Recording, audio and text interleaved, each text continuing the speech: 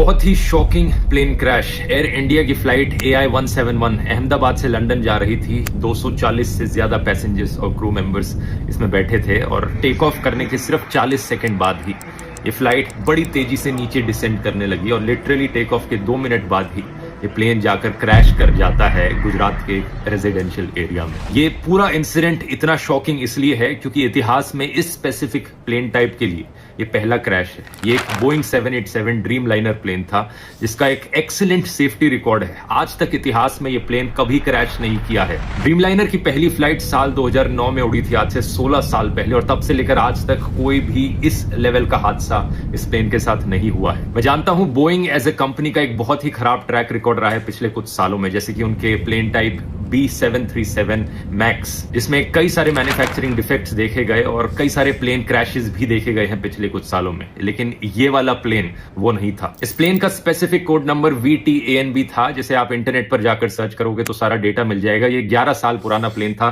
कोई ज्यादा पुराना प्लेन नहीं था। ड्रीम लाइनर्स का लाइफ स्पैन 20 से 30 साल तक का होता है। जो पायलट इस प्लेन को उड़ा रहे थे, कैप्टन सुमित सबरवाल, उनका खुद का भी 8200 फ्लाइट आवर्स का फ्लाइट एक्सपीरियंस था, जो कि बहुत अच्छा होता है। तो पायलट भी इनएक्सपीरियंस नहीं था।